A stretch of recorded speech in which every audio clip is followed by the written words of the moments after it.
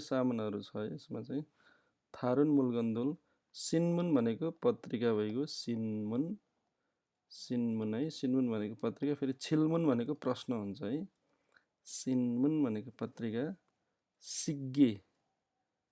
भनेको घडी कम्प्युथ भनेको कम्प्युटर अनि खाबाङ भनेको झोला ब्याग भइगयो उइजा भनेको कुर्सी फेरि उइसा भन्यो भने डाक्टर हुन्छ उइजा भनेको त कुर्सी छनभागी भनेको फोन साजिन्गी भनेको क्यामेरा अनि खामेरा पनि भनिन्छ है यसलाई खामेरा पनि भनिन्छ अनि छङसोगी भनेको भ्याकुम क्लिनर अनि फोक्सागी भनेको फोटोकपी मेसिन भएको फोक्सागी छेक्साङ भनेको टेबल अथवा यसलाई डेस्कलाई पनि छेक्साङै भनिन्छ डेस्क अथवा टेबल छाङ्गाप पन्जा उसान भनेको छाता अनि साजिन भनेको फोटो ओत भनेको कपडा भइगयो फोहो छाङ्गाप भनेको सुरक्षित पन्जा यो फोहोको मात्रै मिनिङ चाहिँ सुरक्षा भन्ने हुन्छ कि है आन्जन भने जस्तो अनि छाङ्गाप भनेको चाहिँ पन्जा सुरक्षित पन्जा आन्जन बेल्ट भनेको चाहिँ सेफ्टी बेल्ट हो है आन्जन भनेको पनि सेफ्टी हो अनि फेल्थ भनेको बेल्टबाट आएको सेफ्टी बेल्ट हैन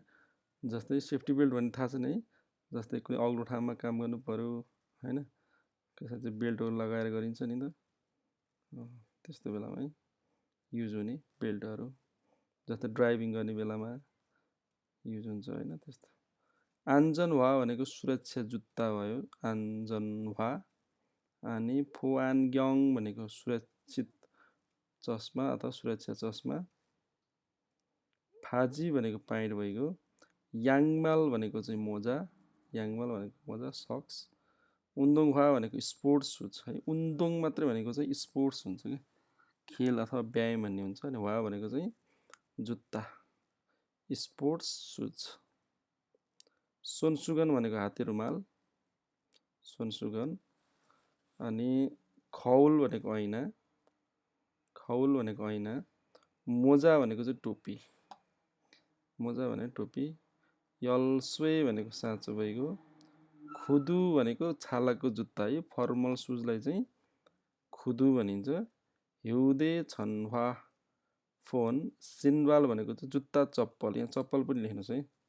जुत्ता चप्पल सिन्बाल भनेपछि जुत्ता चप्पल दुवै पर्छ सिन्बाल पनि लेख्नुस् जुत्ता चप्पल छिमा भनेको जामा अथवा स्कर्ट स्यच्छु भनेको सर्ट भइगयो खोथु भनेको कोट सोकोत भनेको अन्डरवेयर्स भित्री कपडा छिगाप भनेको पर्स अनि फित भनेको काइयो अनि फितमा चाहिँ अर्को खालको फित भयो भने चाहिँ फेरि यो फितमा स झुन्नेको चाहिँ काइयो हुन्छ फाछिम अनि फाछिममा ज झुन्ने भने हेरिनु हुन्छ है अनि फाछिममा फेरि छ झुन्ने भने चाहिँ किरण भन्ने हुन्छ भोलिपछि हामी फिसुतान माल पढ्ने बेलामा सबै त्यो हेर्छौँ है ल यसरी चाहिँ सबै कण्ठ गर्नु होला म यो ग्रुपमा पनि सेयर गरिदिन्छु है त्यहाँ पनि गएर हेर्न सक्नुहुन्छ है त